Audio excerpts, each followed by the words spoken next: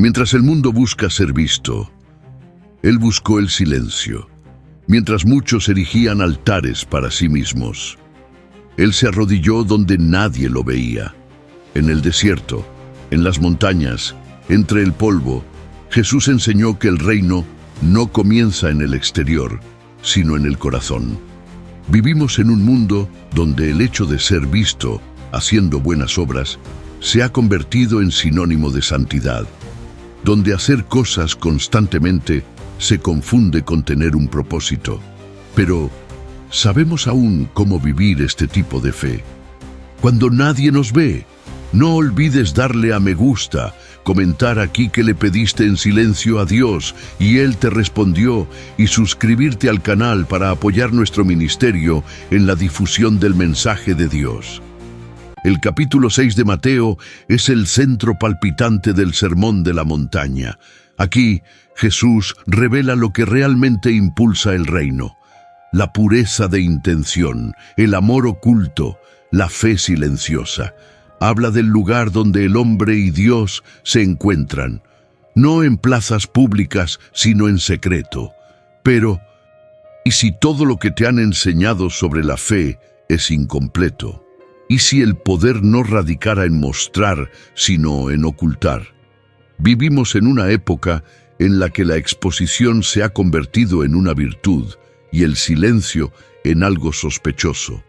El mundo te dice: preséntate, demuestra tu valía, conquista, acumula. Pero Jesús dice lo contrario: entra en tu habitación, cierra la puerta, y tu Padre, que ve lo que se hace en secreto, te recompensará. Parece una paradoja, y lo es, porque el reino de Dios siempre va a contracorriente del sistema. Mientras el mundo habla de estatus, Él habla de resultados. Mientras la sociedad busca el poder, Él habla de servicio. Mientras todos persiguen el dinero, Él habla de un tesoro que el tiempo no puede robar.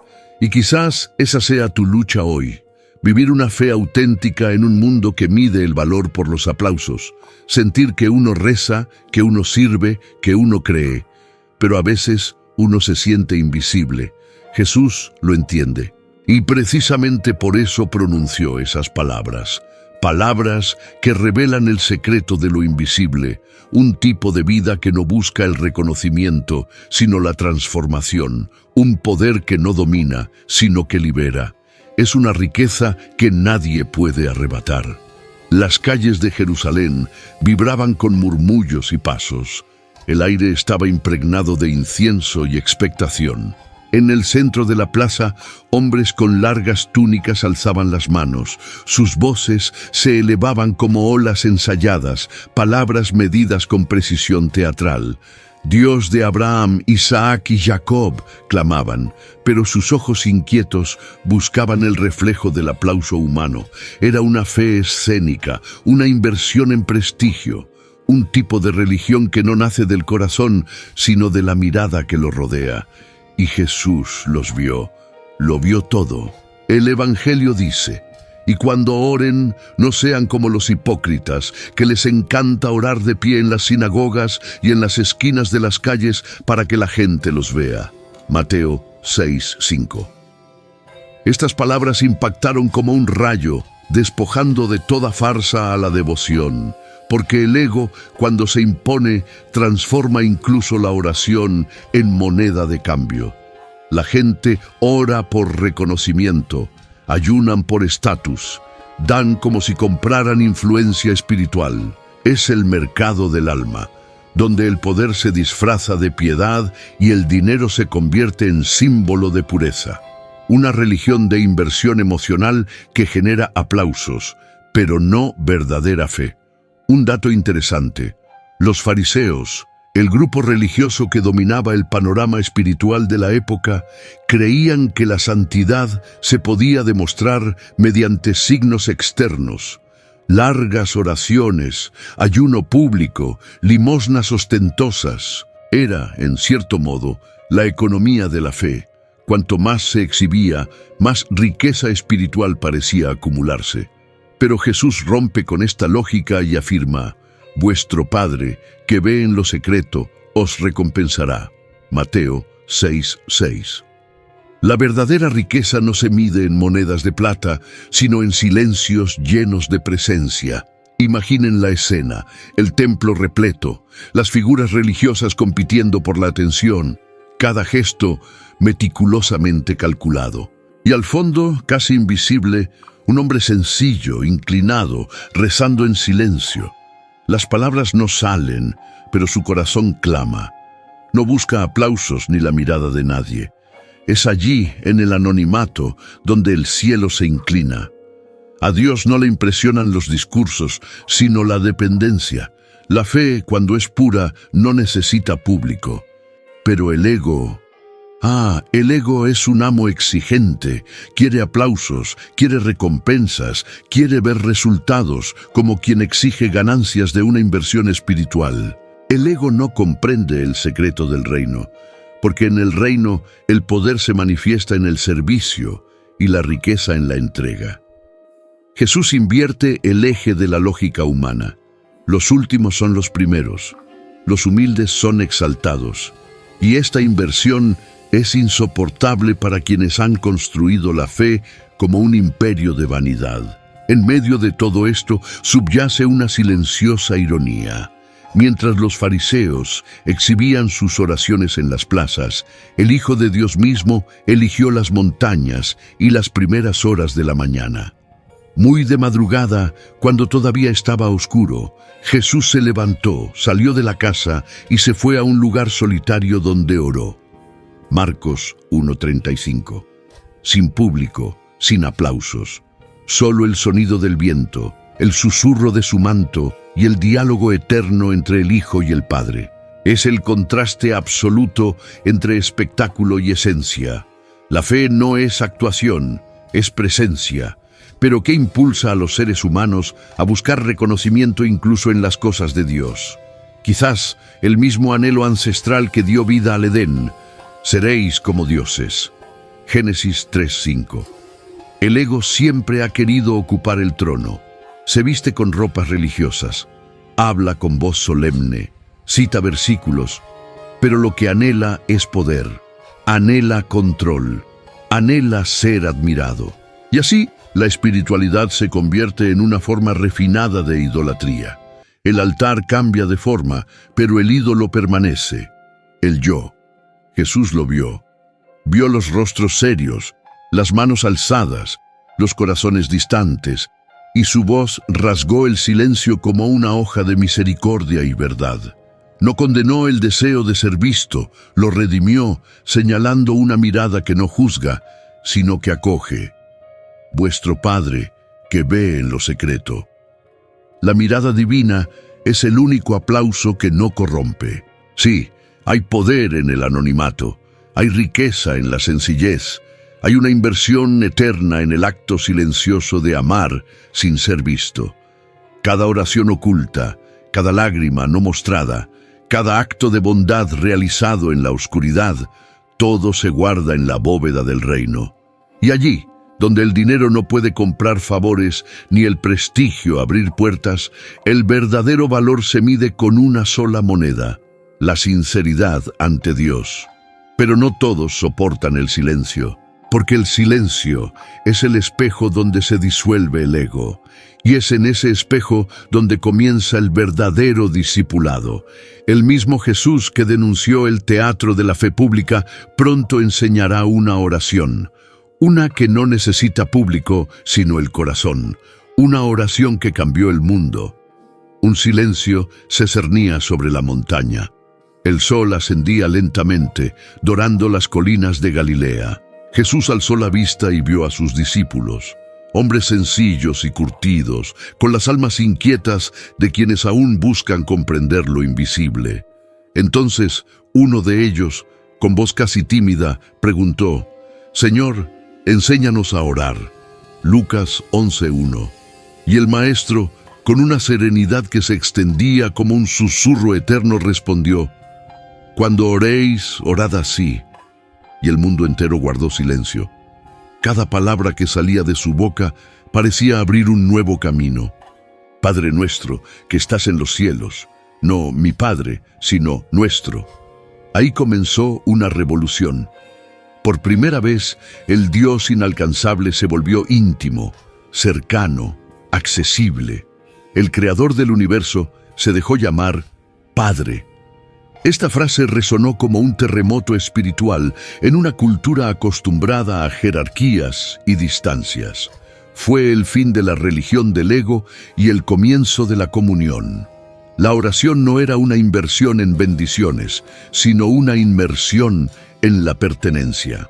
Un dato interesante: en la tradición judía del siglo I era impensable dirigirse a Dios con tal familiaridad. El nombre divino era tan sagrado que ni siquiera se pronunciaba. Cuando Jesús dice Padre, introduce una nueva economía espiritual, basada no en el dinero, sino en la relación, no en el poder, sino en el amor. Redefine el concepto de riqueza. No se trata de acumulación, sino de acceso directo al corazón del Padre. La verdadera herencia reside en el vínculo, no en el oro. Venga tu reino. ¡Qué audacia! Era como pedir el fin de todos los reinos humanos, el colapso de todo poder corrupto, todo imperio, todo trono, toda moneda del mundo temblaba ante esas palabras. El reino de Dios no es un sistema político, sino una inversión divina. Los últimos son los primeros, los pobres son los herederos, el siervo es el verdadero líder. Jesús enseñaba una oración que desafía a los poderosos y consuela a los afligidos. Una oración que destrona el orgullo y coloca el amor en el centro. Hágase tu voluntad en la tierra como en el cielo. Es una entrega total, el abandono del control. El que busca riqueza y prestigio se esfuerza por dominar. El discípulo, por el contrario, aprende a inclinarse. Es el momento en que el corazón humano deja de intentar negociar con Dios y comienza a confiar en Él. Es la oración que transforma el deseo en entrega. Y quien ora así comprende: el mayor poder es el de obedecer. Danos hoy nuestro pan de cada día. Sencillo, pero profundo. El pan era el símbolo de la provisión diaria, del sustento que llega sin ostentación. Es una petición que disipa la ansiedad y enseña la satisfacción. Jesús no habla de banquetes, habla de pan, lo esencial. Porque el reino se sustenta en la confianza, no en la abundancia. Es una invitación a una nueva forma de inversión. Confiar es más provechoso que acumular. Aquí es donde la fe se convierte en un estilo de vida. Perdónanos nuestras deudas, como también nosotros perdonamos a nuestros deudores. El término deudas es curioso. En el griego original, opheilema, también significa culpa, carga moral. Jesús utiliza el lenguaje de las finanzas espirituales para hablar del perdón. Sabe que el alma humana es un libro de contabilidad lleno de deudas, y el perdón es la gran cancelación de esa deuda. Aquí, la gracia se revela como la mayor riqueza que se puede recibir y también la más costosa de conceder. Curiosidad histórica. En la Galilea romana, muchos campesinos estaban endeudados por impuestos injustos y malas cosechas. Oír que el perdón es un acto de cancelación de deudas les sonó a liberación. Jesús habla a la gente de la economía del alma usando el lenguaje de la economía terrenal. Enseña que el verdadero poder no reside en acumular, sino en compartir. No nos dejes caer en tentación y líbranos del mal. Este es el clamor de quien reconoce su propia fragilidad. El mal no es solo externo, es interno, sutil y persistente. Es la tentación de convertir la fe en moneda de cambio, el amor en transacción, a Dios en instrumento de poder. Orar así es admitir: no confío en mí mismo, confío en ti. Es la oración que desarma el orgullo y humilla el ego, porque revela que incluso la santidad es gracia prestada. Y entonces, como un sello eterno, resuenan las palabras: porque tuyo es el reino y el poder y la gloria por los siglos de los siglos. Es la conclusión que devuelve todo al verdadero dueño. La gloria no es nuestra, el poder no es nuestro, la riqueza no es nuestra, todo le pertenece. Y cuando el hombre comprende esto, finalmente encuentra descanso. El alma que antes buscaba aplausos, ahora encuentra propósito. La oración que antes era esfuerzo, se convierte en paz. El cielo toca la tierra. Pero hay un detalle que muchos ignoran. Jesús enseñó esta oración justo después de hablar del secreto, de lo invisible. Como diciendo, ¿quieren saber cómo escucha el Padre? Guarden silencio. Porque la verdadera oración nace del silencio, y el Dios que ve en lo secreto no ignora a quienes ayunan en secreto. Y es allí, en lo que el ojo humano no alcanza, donde se oculta el siguiente misterio. Las ventanas aún dejaban entrar la suave luz de la mañana cuando Jesús habló del secreto. La gente lo escuchaba en silencio, respirando el cálido aire de Judea, y él dijo: «Cuando ayunéis, no pongáis cara triste como los hipócritas, que se desfiguran el rostro para que los demás sepan que están ayunando. Os aseguro que ya han recibido su recompensa. Pero cuando ayunéis, perfúmense la cabeza y lávense la cara, para que vuestro ayuno no sea evidente a los demás, sino solo a vuestro Padre, que está en lo secreto. Y vuestro Padre, que ve en lo secreto, os recompensará». Mateo 6, 16, 18. Fue un mensaje que hirió el orgullo y liberó el alma, porque el ayuno, en aquel entonces, se había convertido en un símbolo de estatus espiritual, una especie de muestra pública de santidad. Había quienes ayunaban para ser admirados, transformando la privación en un espectáculo. Los rostros abatidos, las ropas arrugadas, el andar lento, todo calculado para generar lástima. Era el mismo viejo deseo humano de convertir lo sagrado en un escenario, el dolor en propaganda. El ayuno, que debería ser intimidad con Dios, se convirtió en una moneda de cambio para comprar aprobación. Un dato curioso: entre los fariseos era costumbre ayunar 2 veces por semana, los lunes y los jueves, días de gran actividad en el mercado de Jerusalén. No era casualidad. Cuanta más gente veía, mayor era el prestigio. Era una fe que negociaba con el ego. Pero Jesús rompe este ciclo, llamando al hombre a lo invisible, al silencio donde no hay público ni aplausos. Redefine el concepto de riqueza espiritual.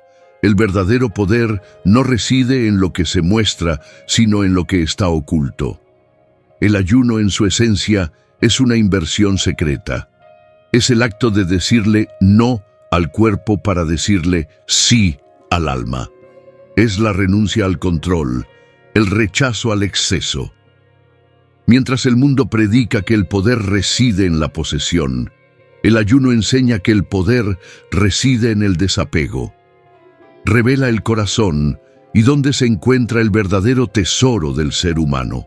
Porque al final, ayunar es aprender a desprenderse del pan, de los deseos, del dinero, de la propia imagen. Y hay algo profundamente humano en esto. Todos, en algún momento, intentamos controlar la vida como si fuera una cuenta bancaria. Queremos garantizar resultados, predecir recompensas, calcular el retorno del sacrificio. Pero el ayuno no funciona así. Es lo opuesto a la lógica de la inversión terrenal. No se trata de lo que ganas, sino de lo que pierdes y de lo que descubres en medio de esa pérdida, porque la verdadera ganancia espiritual es invisible. El Padre ve lo que nadie más ve. Imagina a alguien en una casa pequeña, arrodillado en silencio, con el estómago vacío, pero el corazón lleno. Manos sobre el pecho, ojos cerrados. Afuera, el mundo sigue su ritmo. Negociaciones, dinero, subastas, luchas de poder. Adentro reina una paz que no se puede comprar. Es como si el tiempo se detuviera, porque el ayuno es una conversación con lo invisible, un lenguaje que el cielo entiende, y cada segundo de esta entrega es una inversión eterna. Existe también un simbolismo oculto. Mediante el ayuno, el ser humano regresa al Edén. En un principio, la caída se debió a lo que se comió. En el ayuno, la redención comienza con lo que se rechaza. El primer pecado fue un acto de consumo. El ayuno es un acto de renuncia. Y en esta silenciosa negativa reside más poder que en 1000 sermones. El ayuno purifica los sentidos, refina el espíritu, restaura la concentración. Nos recuerda que el pan es bueno, pero no es Dios. Que el cuerpo es un templo, pero no un trono. Curiosidad histórica. Entre los primeros cristianos, el ayuno se consideraba una forma de solidaridad. La comida que sobraba se donaba a los necesitados. Así, la renuncia personal se transformaba en provisión para los demás. El ayuno dejaba de ser una penitencia para convertirse en un acto de amor. Un ciclo de vida, no de vanidad. Y es en este punto donde lo invisible comienza a tener consecuencias visibles. Jesús ayunó en el desierto durante 40 días, Mateo 4:2. 40 días en los que se negó a convertir las piedras en pan, aun pudiendo haberlo hecho. 40 días en los que resistió la tentación del poder, el control y la gloria fácil. Ayunó no para demostrar su fuerza, sino para revelar su dependencia. La tentación decía, transforma. La fe respondía, confía. Cada piedra sin transformar era un altar de obediencia. Cada negativa era una declaración, no solo de pan vive el hombre, y quizás esa sea la mayor lección. El ayuno es la práctica de soltar aquello que nos domina. Para algunos es la comida, para otros el dinero, el estatus, la necesidad de reconocimiento. Cada uno tiene su propio pan, y cuando lo dejamos en el altar, lo invisible se mueve. Dios ve, Dios recompensa, Dios transforma. Pero hay una revelación aún más profunda, oculta entre líneas, porque después de enseñar sobre el secreto, Jesús hablará del corazón y del lugar donde decide morar. Al fin y al cabo, ¿de qué sirve que un hombre ayune, ore y renuncie si sigue guardando sus tesoros en la tierra? El tintineo de las monedas resonaba en los pasillos del templo. Las manos agitadas de los cambistas tintineaban como campanillas, y el olor del comercio se mezclaba con el incienso de las oraciones. La gente compraba, vendía e intercambiaba ofrendas, creyendo que el favor de Dios se medía en peso de plata. Jesús observaba en silencio. Sus ojos veían más allá del oro reluciente. Veía corazones aferrados a tesoros que el tiempo destruiría. Entonces habló: no acumulen tesoros en la tierra, donde la polilla y el óxido destruyen y donde los ladrones entran a robar. Más bien, acumulen tesoros en el cielo, porque donde esté tu tesoro, allí estará también tu corazón. Mateo 6, 19-21. Estas palabras resonaron como una revolución espiritual, porque la humanidad siempre ha buscado seguridad en lo efímero.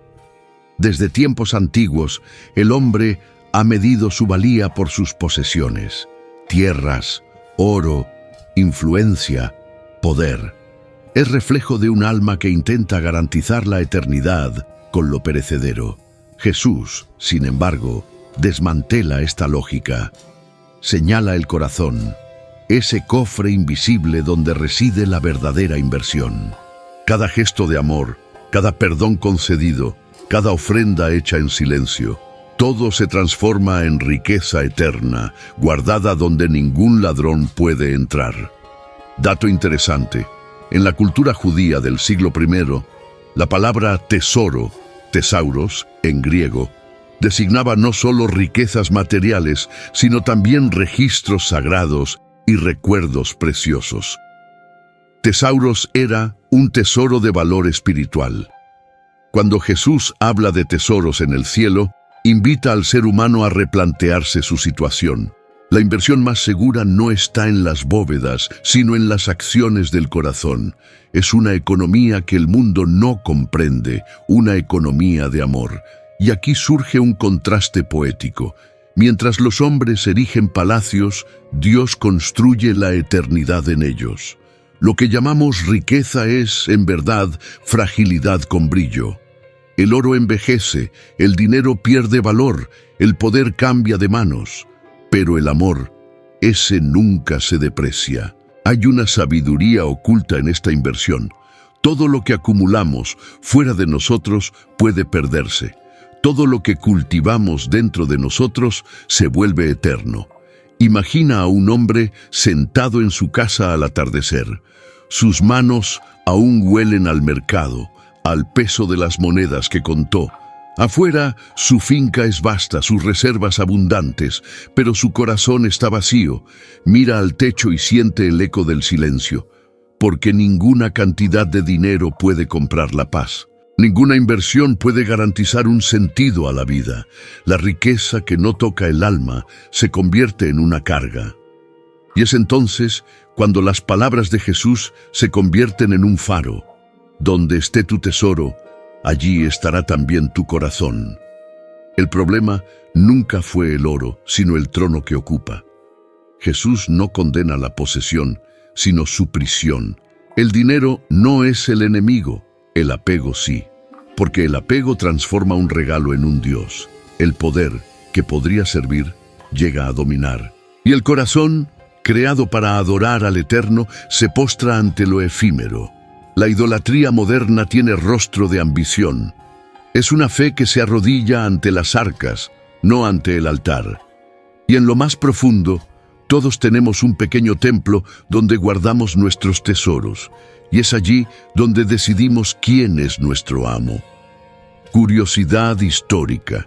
En muchas sinagogas de aquella época había una caja fuerte llamada Corban. Esto estaba destinado a las ofrendas para el templo. Era común que los ricos depositaran grandes sumas de dinero ante la multitud.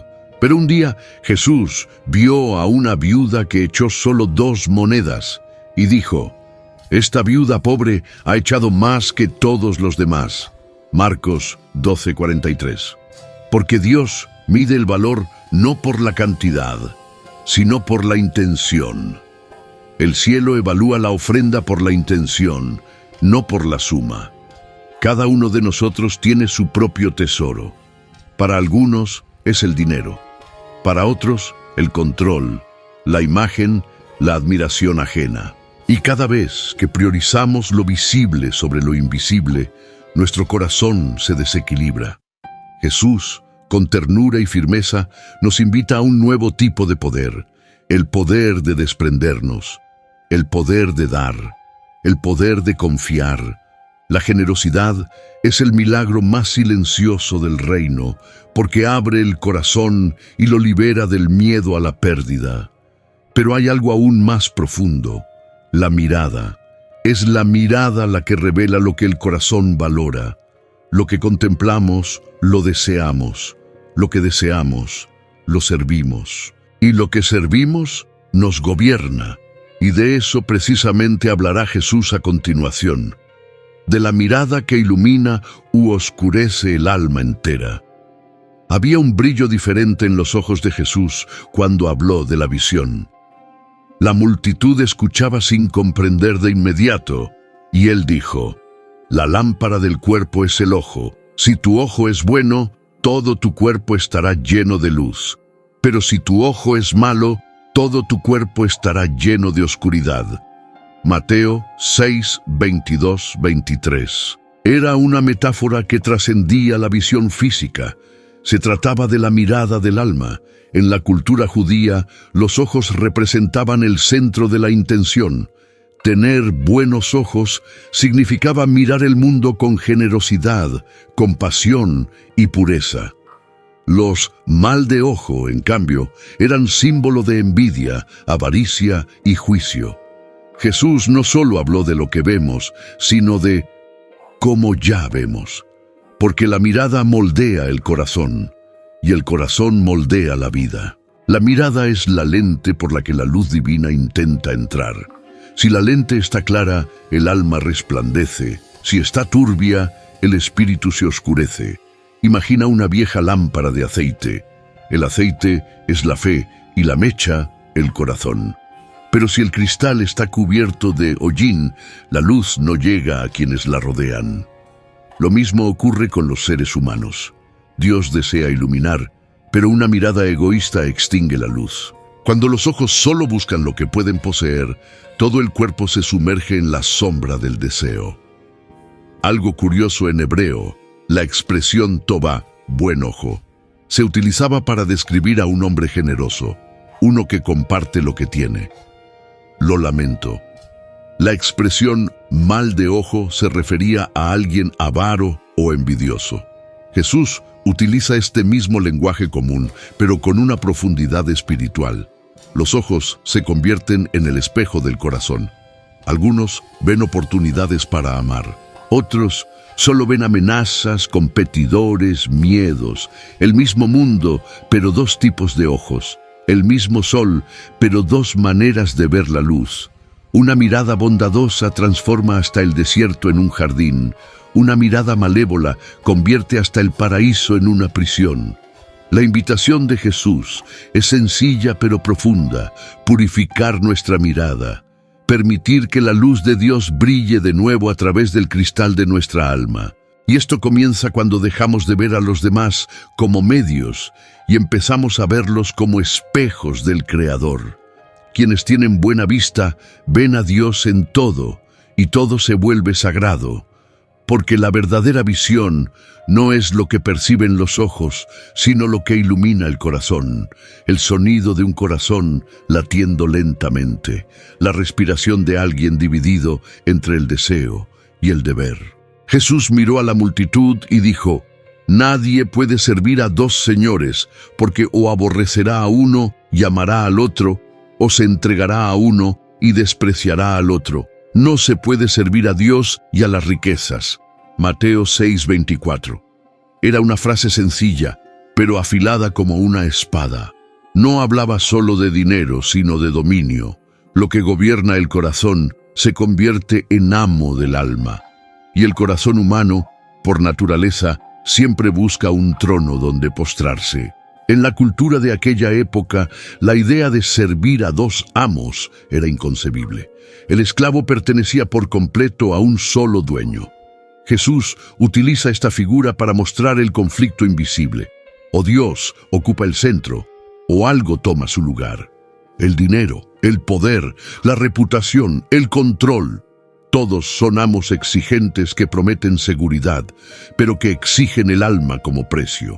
Dato interesante: la palabra utilizada en el griego original para riquezas es mamonesto. No se refiere solo a las posesiones materiales, sino a una personificación espiritual de la codicia. Jesús la trata como una fuerza, casi una deidad rival, el Dios invisible de la posesión. El conflicto persiste hoy, disfrazado de modernidad. Un hombre trabaja incansablemente y lo llama responsabilidad. Una mujer mide su valía por la aprobación que recibe. Un joven busca estatus y lo llama propósito. Pero en esencia, el dilema es el mismo. ¿Quién manda? Visualmente imagine a un hombre de pie entre dos senderos, uno bañado en luz, el otro envuelto en niebla. En una mano sostiene una moneda, en la otra, nada. El viento sopla y la moneda se le escapa, cayendo al río. La corriente se la lleva, pero el rostro del hombre se ilumina. Él eligió lo invisible. Servir a Dios significa renunciar al control. Significa confiar en que el reino vale más que las ganancias, que la fidelidad vale más que los aplausos, que la paz vale más que el poder. El corazón no fue hecho para tener dos tronos, y al final, cada ser humano necesita decidir a quién pertenece. El sonido del viento susurrando entre las ramas. El murmullo lejano de la ciudad que nunca duerme. Por eso les digo, no se preocupen por su vida, qué comerán o beberán, ni por su cuerpo, qué vestirán. ¿No vale más la vida que la comida y el cuerpo más que la ropa? Mateo 6:25. Jesús contempló el horizonte, donde los lirios se abrían al sol. Señaló las cosas sencillas, mientras hablaba de lo profundo.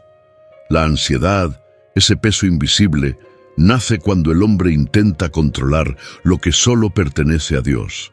Es la inversión del alma en preocupaciones que no brindan paz. Pensemos en el mundo moderno. El tiempo vuela, las facturas se acumulan, la mente se divide entre metas y miedos. Es la misma historia de siempre, solo que con nombres nuevos. Dinero, poder, seguridad, todo promete estabilidad, pero genera inquietud. El corazón, al intentar equilibrar tantas prioridades, pierde su ritmo de confianza. Dato interesante: la palabra ansiedad en griego original merimnao, la palabra ansioso, significa dividido en partes. Es la imagen precisa del alma desgarrada entre la fe y el control. El hombre ansioso es aquel que intenta proveerse a sí mismo, olvidando que el Creador sustenta incluso a las aves del cielo. Mateo 6:26. Visualmente, imagínese un campo dorado. Los pájaros vuelan libremente en círculos, mientras un hombre, en medio del mismo paisaje, aprieta los puños, mirando al horizonte con temor al mañana. La diferencia no reside en el mundo que lo rodea, sino en la confianza que alberga en su interior. Jesús nos invita: miren las aves del cielo, contemplen los lirios del campo. Es más que poesía, es una llamada a la entrega. El dinero puede comprar pan, pero no la paz. El poder puede garantizar una posición, pero no el descanso. La verdadera riqueza es la tranquilidad de quienes saben que el Padre se preocupa incluso por lo invisible.